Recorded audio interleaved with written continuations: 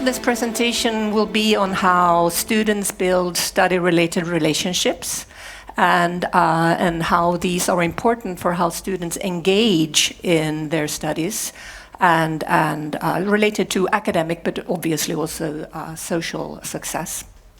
And how I've been thinking about how we can organize the activities in and around the classroom to make it easier for students to build these study-related relationships. Okay, imagine this, a bit like you guys here now, actually. First day of the semester, and the business program at HKR. HKR, Kristianstad University, or Kristianstad University College, if you prefer that, is small in comparison to Stockholm University, teaching intensive school. And you need to remember that we carry a heavy burden when it comes to, I wouldn't say burden though, but we have a large share of students with non-academic backgrounds. So they're first generation academics when they arrive in our facilities. And we also have a large share of commuter students commuting in from all around Skåne and also southern Halland and Småland and Blekinge. And in comparison to Lund University, for example, I did a comparative study between LTH and some engineering programs and the business program. And we have a large share of students with immigrant backgrounds as well, first generation but mainly second generation. So you know the context. So first day, 200 students like you here, and you see they're scattered around and you can feel they're nervous, we're a bit nervous, and they don't really know each other, right? Fast forward a few weeks, and all of a sudden you see how they start to form small groups all around the classroom. And it's as the teachings goes on, the group work, whatever, the induction week, and they start forming these constellations. 1 year forward, unfortunately, you come into the same classroom. Instead of 210 people, I have only 130 people. It's the regular, people drop out. We know that during the first year. It's a bit sad, but you also see the constellations in the classroom. They're kind of cemented. And scattered around, you see satellites of people who seemingly almost demonstratively sit on the edges and don't want to be part of the larger group. I've been puzzled by this development. Year after year, the same development. So when I got the chance to do so, I decided to study how students form relations and what the meaning they saw in their relations, and also how those study-related relations impact their academic outcome. Why do I think it matters? Well, certainly it's not only me, obviously. I think that the study-related relationships are related to both engagement and belonging, or belonging is part of engagement, whichever way you want to see it. Belonging is the sense of being accepted where you are. You feel that you belong, that you have a right to be here, you're respected, and yes. You have a right to be here and accepted as an individual. The relationships you can see here in the engagement. Engagement is a complicated construct to the point that maybe what is engagement? There are so many parts that make up this model of what is engagement. Anyways, right in the middle, you have cognition and behavior and effect. Obviously, when we talk about academic outcome, the individual, the cognitive processes, what you have with you from school, previous study success, but also, of course, your IQ, for example, are determined for how well you do in higher education. But as you can see before that, the psychosocial influences are also important, or an antecedent to engagement and academic success. And those are the relationships then that you form with your peers in the classroom, Obviously also relationships that you form outside of university that are supportive to the fact that you are in university. But then also the relationships that you form with faculty. It could be the teacher in the class who is respectful to your needs, but it could also be the librarian in the library who, for the 50th time today, has the nerve or the kindness to answer the question, what is APA 7 and what do I need to do? I don't understand how to refer to this book. And to you, that is a trivial question. To the librarian, for that student, the answer you give there could be stay or leave. Am I respected for who I am here? Anyways, I just want to point to that what I'm really interested here is the relationships and how that is connected to student motivation and how they engage in their studies. The presentation here today is based on, I'm kind of a late bloomer, so I don't know, but I did my PhD in Lund and completed it a few years ago. And this presentation is based on the 4 studies that are part of this dissertation. And the questions I asked was really, how do students form informal peer groups? I need to point that out. I'm interested in the informal peer groups. I don't know if you have people here, you work with learning communities that are really, communities or groups that we as teachers put together because we want students to work together for a longer period of time. I'm really interested in the ones that when they don't do what we tell them to do, they construct their own personal networks and their own peer learning communities or peer groups. And I was interested to see how these informal study-related relationships affect their perception of their studies, but also, of course, academic outcome. I based the dissertation was based on a number of surveys. I did social network analysis to see how students form networks, and also did interviews with a number of students who represented different types of networks, so to speak. And now I would like to move, and I have to stay here. Am I doing okay, Jonas? Good. Anyways, relationships. Let's go back to relationships. What is important to understand about social relationships in the classroom and the research on social relationships in the classroom? Well, normally what research has focused on is affective and instrumental relationships. And that is basically affective is friendship relations. And then you have the more instrumental relationships. I don't like that word, but I have to live with it. And basically that is working and learning relationships that are there to support your academic work for the students, so to speak.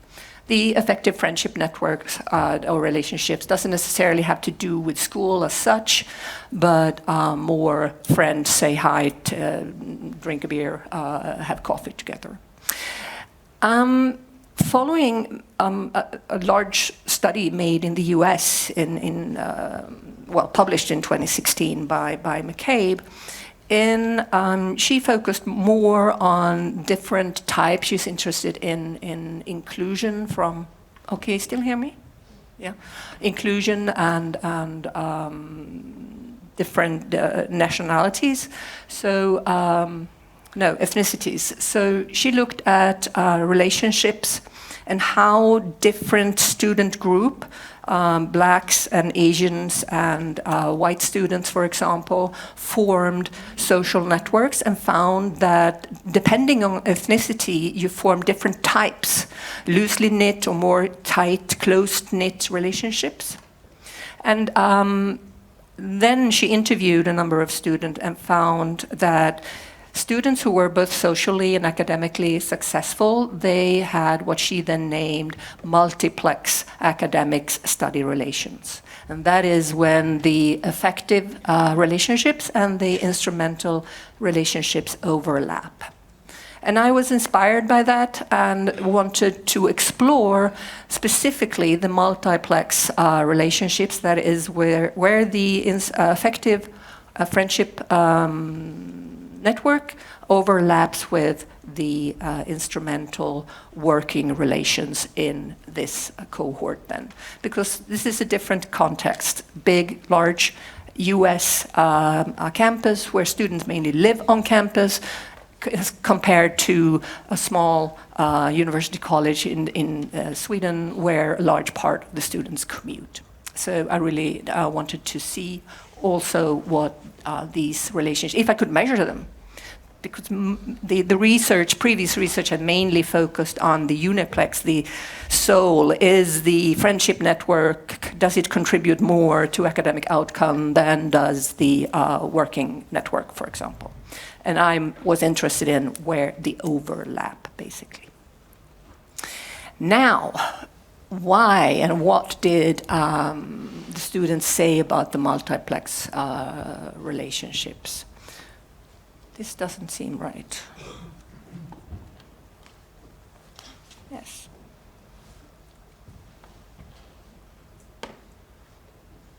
Yes. What can we say about the multiplex relationships? Well, mainly students found themselves that the multiplex relationships they formed with 1 to 3 students were the relationships, obviously, that contribute most to their sense of belonging, but also their academic outcome and social success in their studies. It was here in these small networks, 1 to 3 students, again, sometimes 4, the actual work was done. And most interestingly, or not surprisingly, these were also the relations that remained during the pandemic. When the larger friendships networks fell apart, then these small satellites of students remained, and they kept contact and they helped each other through the education during the pandemic. The multiplex or the relationships were formed really early in the program. Many of them already during, and we know that from research, that the relationships that you form early in your education in the programs, they tend to stick all the way through. So if you are lucky and be in a group during the first course of the program that work out, then you tend to remain with this bunch of people and continue study with them. This is good, and it could also maybe potentially be bad, depending on. That was okay. Another important place where people met was the induction week. The first week with a lot of activities.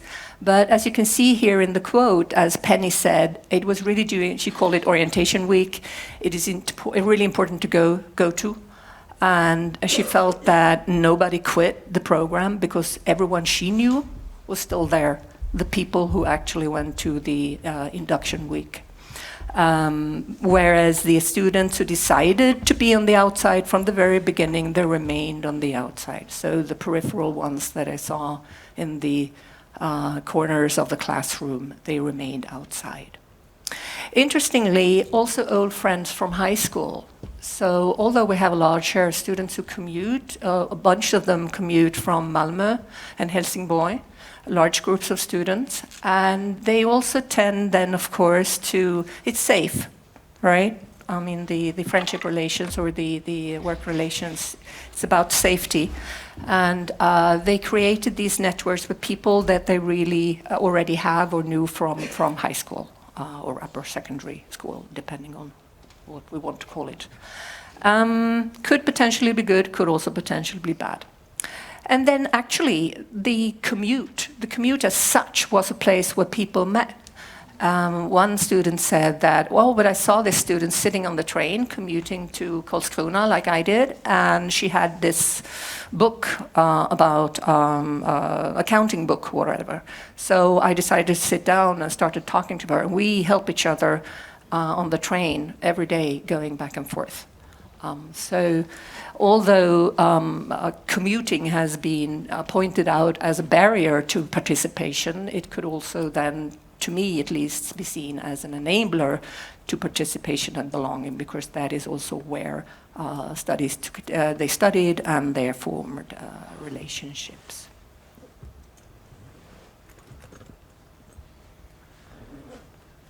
Here, I want to say something about the friendship relations. Like here you can see the difference between the measures of the two different networks. As you can see up here, there is a friendship network. So very many ties between the blue dots. Those nodes are then students. These are not directed. The ties can be directed. So I can see that I have an arrow to Lotta and Lotta has an arrow to me because we have communicated. Or actually it means that I say that I know Lotta and Lotta says that Lotta knows me, basically. I have to tell you this, in this very group, it was very sad actually, because there was one student, she named, or he, they, let's say they, I don't know, named 25 students as friends, and nobody remembered that she was in the group. So when we come to where I want to land, that is one of the reasons I started thinking, how can we do something? I can never force anybody to be friends. I don't want to force anybody to be friends. But we can try and do something so that when you come to the classroom, you know that you can participate and you will be part of discussions, and we need to help them on with that. The students really, of course, pointed to the friendship group as a really important source of fun. I had people to talk to when I come to class. Unfortunately, since then, students have started to, instead of talking to people, talk via their cell phones, but that's another story. But they feel they have a support. We're in this together. We're in the same boat. It's fun to come to class. I feel that I want to be here. So, and to me, I see the friendship group as a pool of resources for the other students, for students. A pool of resources and a pool of potential multiplex relationships where you can form then the important work relationships that you need. As you see here then on the right, you have the multiplex networks in this group.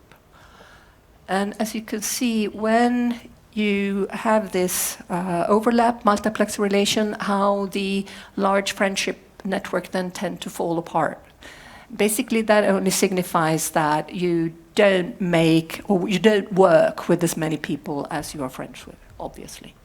In the Kristianstad group of students, you had approximately 1 to 3 working relations, 1 to 3 multiplex relations, but you could probably have between 5 and 7 friendship relations. Interestingly, this is the group at LTH, one cohort there. They had very many more friendship relations than did the students in Kristianstad, because they lived in and around campus in a different way. And they also hung out on campus studying together in a different way. But when you looked at where they actually the work did, the multiplex networks, you could see the same tendency at both HKR and LTH. That is, you only study together with a selected few. And we know that. It's like Roxo and Mortenson's networks, right? We have a select few colleagues that we really work with and connect with, whereas maybe we have very many colleagues that we share discussions with, but only a few that you really share your first or a draft of an article with. Anyways, what I've been thinking about then, or realizing from the stories of students, if you look at those, say those two out there to the far, I think it's right, yeah? If they do all the work together, that's really good, because they feel safe together. The problem is if they don't have the academic resources pooled. When they pool their resources, they may not have all the resources needed to be able to complete the tasks, for example, or understand what is being asked of them. If they then don't have enough ties into the larger friendship group, they also lack the communication needed to be able to ask for help, for example. Or if needed, start working with someone else. Say one of those two out there is more motivated to go on than the second one. If I then feel that, oh, but I need to stick with X because this is my safety zone, but I know I would need to really work with someone else in there to be able to complete the program. And that is where we need to think about how to create more ties or relationships between the small working or the multiplex networks and other multiplex networks, so that students are able to find connections so they can pool their resources and find enough resources to actually be able to complete the work that they're asked to do. I have examples from two boys or young gentlemen who did really well in the first year because there were four. There were four guys commuting in from Malmö. They had fun, and two of them were really the train pulling the network or the relationship or whatever, the work in that multiplex network forward. Then in the second year, they were split up into two different specializations. It was voluntary. Two decided to do accounting and two decided to do marketing. The problem was with the accounting people, then the two marketing guys lost a large part of their resources for how to do academic work and how to study well. So basically they lost footing completely. And after only half a year, they dropped out. And one of the guys said in the interview, it was really hard and I couldn't really find my way in the new group. I didn't know anybody. And that is what I want to say, that it's a good thing to have friends from high school to form networks with those, but sometimes it can also be a barrier to participation because you're locked into that multiplex network and it kind of hinders you from forming new relationships. Another student from Hässleholm, she said that, well, you know, I was hanging out with X and I knew her from high school, and then after a month and we didn't go to an induction week, and then all of a sudden all had made friends and we were outside and unable to break through that barrier and then participate. And in both those groups, I could feel they tried and they really did their best, but they would have benefited from interaction with more students to be stimulated and basically do better work. So, and also, as I haven't mentioned yet, the social homophily, basically meaning that birds of a feather, we flock together, and that is that you want to form relationships with people who are like you. And as I said, we had about 1/3 of the group had immigrant backgrounds. Our Swedish students who live in and around campus or commuted from the small villages around Kristianstad, they only said, oh, we don't want to mix with the commuting people. And that was their way of saying, we don't want to mix with the people with immigrant background from Malmö. It took me a while because I was looking at the numbers and I said, well, the commute doesn't really affect academic outcome. It's something else. And when I then checked for immigrant background instead, I got a different result. And that, I think, is problematic and we really need to do something about. I can never again force people to be friends, but I can at least force people to meet and discuss stuff in the classroom so that they get to know each other and can respectfully work together. So, what did I do? Where did I land? And now I really need to move. I have to stand. Can I back? Is it okay? Yeah? Anyways, I was really thinking about how can I more systematically think about what I'm doing in the classroom when it comes to group work and how to work with relation, to help students build relationships in the classroom. And the thing that I landed in is how I treated group work.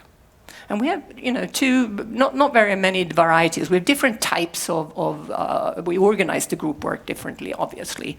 But the main decisions we have is basically, am I going to put the people in the group, or can they decide for themselves? And I asked around my colleagues. I didn't do a systematic evaluation of this, but me and many of my colleagues have said, I always mix them. They need to be able to work with other people when they come out in the working life. And then I have other colleagues who said, I never, ever put people in groups. They decide on their own, because that is less trouble for them and less trouble for me. Which is true, because what is the problem with the teacher-assigned groups? Well, if it's a high-stake assignment, and high-stakes assignment for me means that it is an assignment that students do over a longer period of time, and that is actually decisive for the course grade. And if it's a teacher-assigned group and a high-stakes assignment, it involves a lot of coordination and work managing the group work as such for the students. Whereas a low-stakes assignment then for me is rather something that the students can do. They're well prepared for what they're going to do when they come into the classroom, and they complete the task together in class. It could be discussing a case study, for example, or whatever it is. So teacher assigned or student selected, we have high stakes assignment and we have low stakes assignment. What does research then say about high stakes and low stakes teacher assigned and student selected when it comes to academic outcome or grades?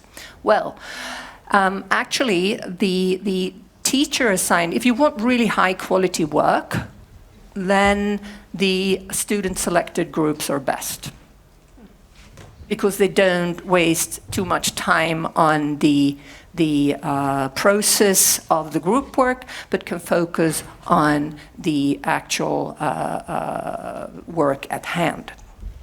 And then the low stakes, but then, and the problem there, of course, is it depends on the resources of the group. If you look at the multiplex networks, as I talked about, if you are locked into a group and always select people to work with that don't really have the resources needed, it's good for people who already have the resources, right? So it's good for the high achievers with the teacher, the self-selected or student-selected groups, but not necessarily for students who need more resources to be able to complete the work.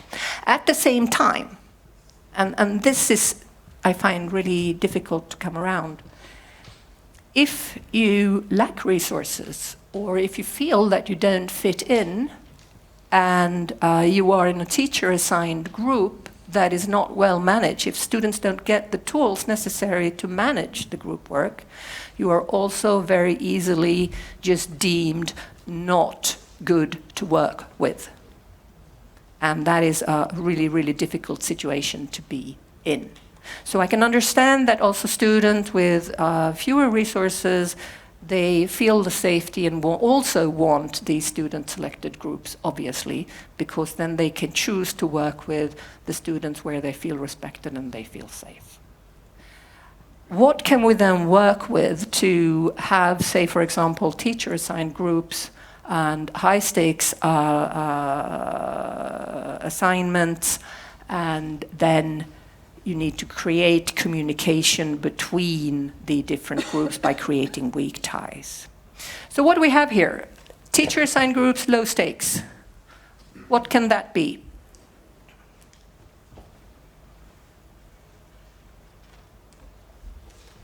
Quiet.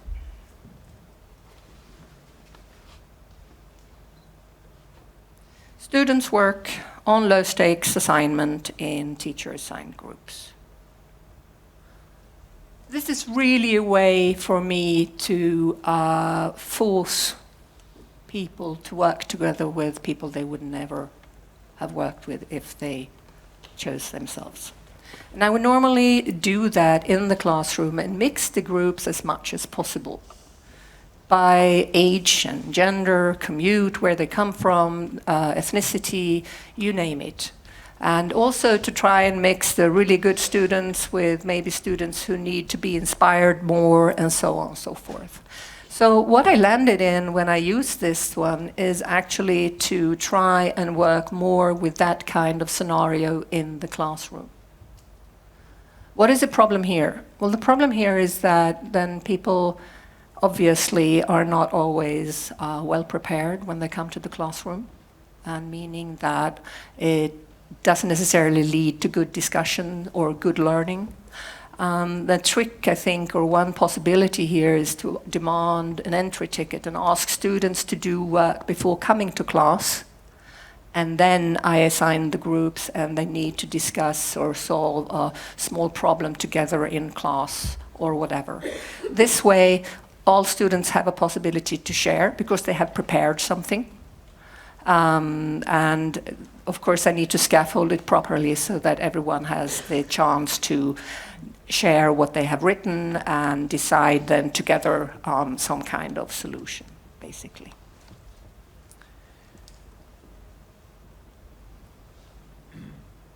What about the second scenario then? That is that students work on high-stakes assignment in teacher-assigned groups. Isn't this what we do quite a lot, I think? It could be any group project whatsoever. The advantage of this type of arrangement would be in the beginning, and we would use it in the beginning of the program in question that I talked about.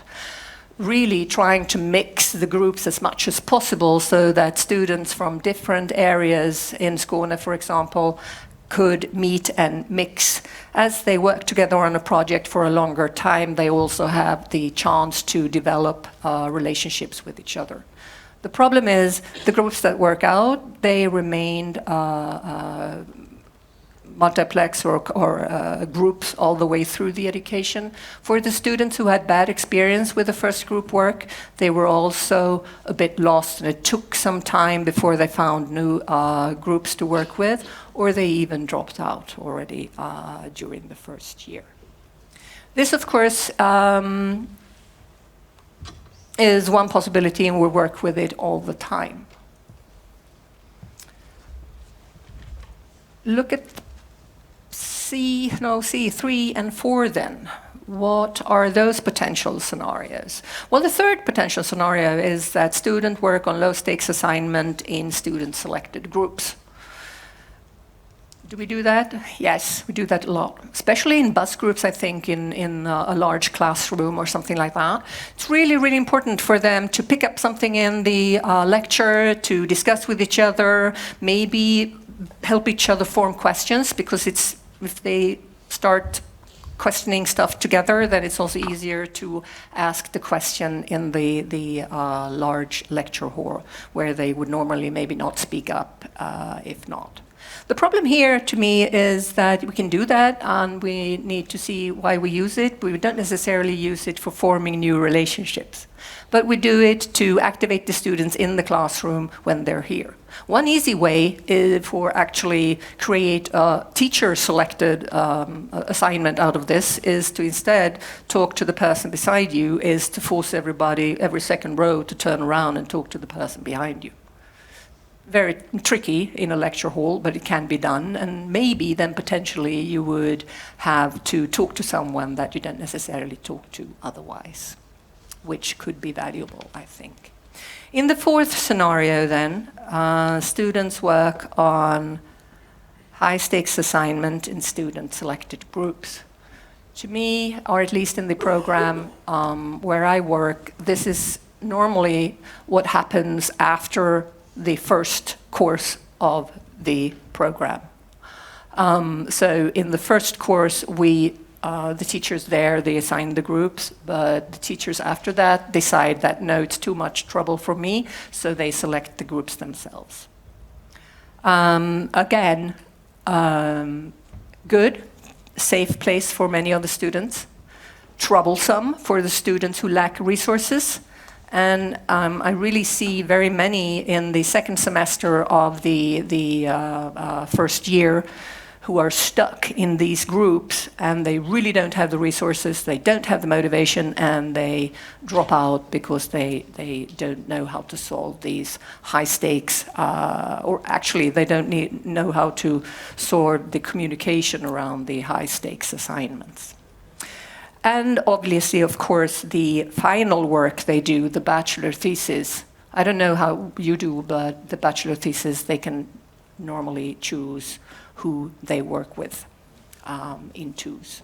How then can you do with the high stakes student-selected group works to mitigate the problem with that you don't have enough resources or you may lack creativity? Well, basically it is by mixing, of course, the student-selected groups with low-stakes teacher-assigned activities throughout the group work so that students meet and work with selected, say, a methods chapter. They need to share their thoughts on how to write the methods chapter or whatever the type of peer work that we could do in class to help students move from their selected safe havens and meet and share ideas with people they don't normally speak to.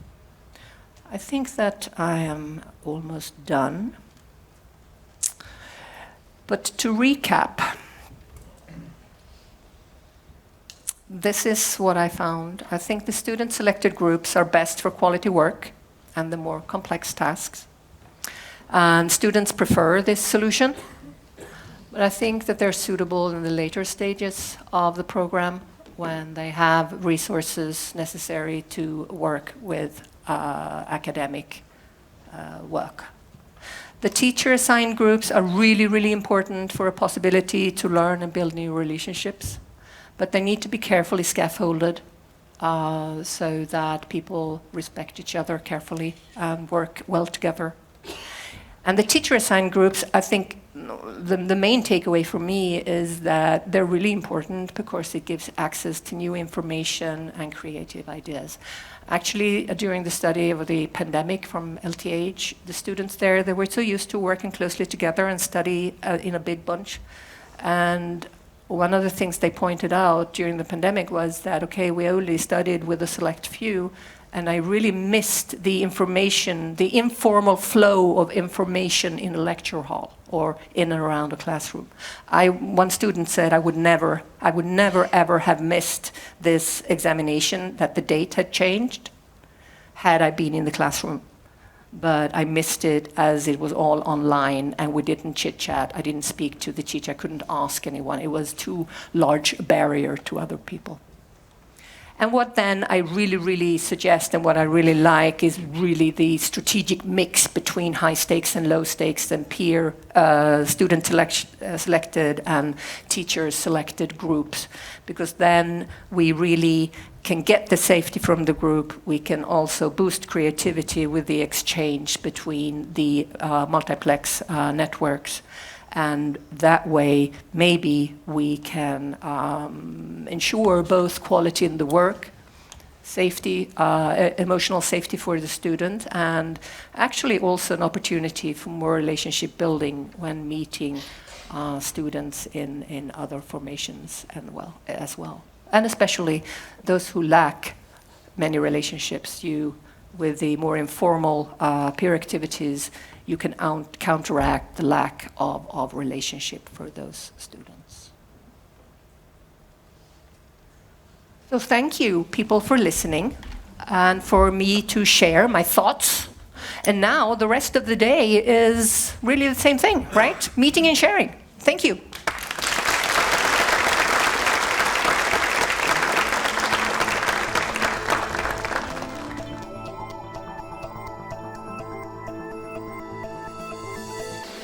Competition is interesting. Competition is really, really interesting because competition triggers some people and other people not.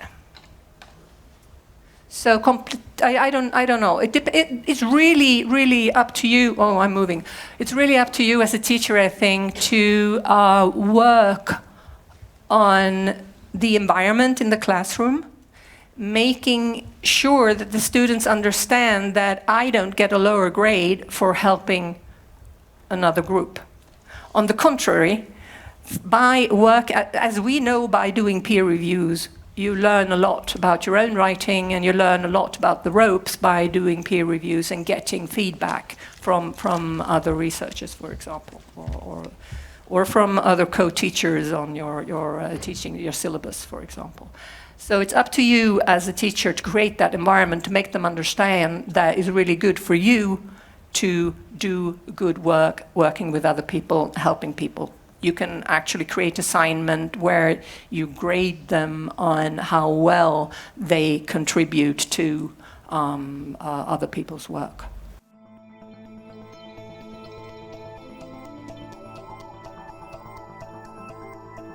That's true, and that's why I think you have you need also, again, it's about scaffolding. The low stakes work have to be concentrated within one session, for example. It has to be also, if possible, geared towards so that it feeds into a more large stake assignment. So I don't throw out unnecessary stuff that would make people bored. Well, sometimes, of course, obviously, we cannot always be our best, and it depends. I mean, some low-stakes assignment, maybe what's the point of the assignment? Well, maybe sometimes the low-stake assignment is really more about reflecting upon why you're here, what's the learning, what have we done. It could really be about that, and building relationships. I also have to make up my mind, am I doing this so that it feeds into a larger assignment that is really critical for their grade? Or am I doing this as a warm-up thing so that they do better work later in the class? But I see your point, obviously. So we need to be really careful. We can't throw out low-stakes assignment just for the sake of it. They need to feel and understand the purpose of it. Thank you.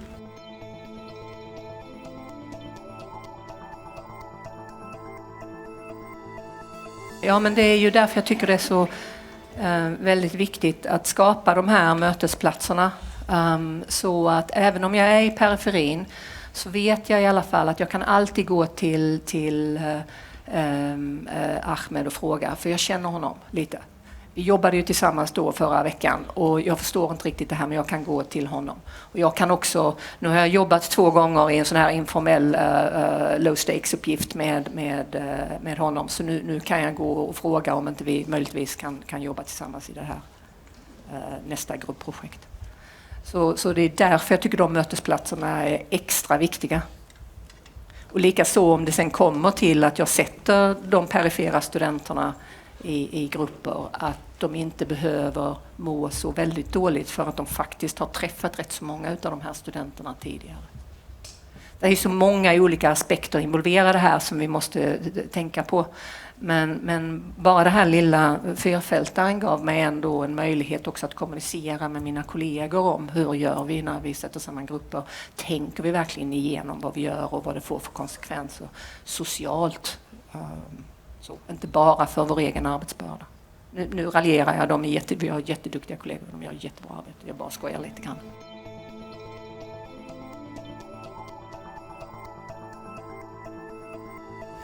Ja, nej men det gör jag. Det gör jag, försöker. Återigen, man gör ju bara sitt bästa. Försöker att förklara alltid varför vi gör saker och ting. Så att de förstår, likväl som att man förklarar att nu gör vi det här för att ni ska hjälpa varandra och få ett bättre arbete. Så pratar jag också om att det är viktigt att vi har utbyte och att man kan ha olika åsikter till exempel, men att det är viktigt att vi kan prata med varandra ändå och att vi delar med oss av varandra och att man, om man får jobba i nya konstellationer, att man får ja, jag använder det. Det var korta svaret ja.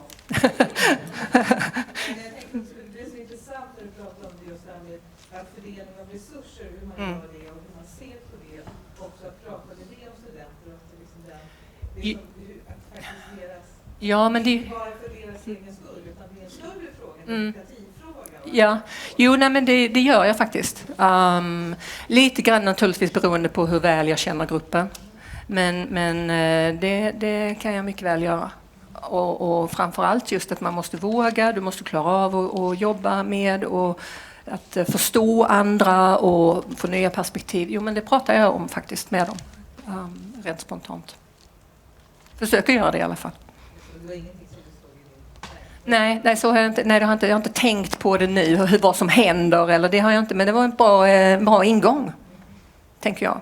Vilket tangerar egentligen det här med relationskompetens, som jag tycker är lite spännande, hur lärarens relationskompetens och hur man själv är och skapar relationer med studenter, hur det så kanske kan färga av sig i gruppen. Men det är en annan historia. Tack för idag.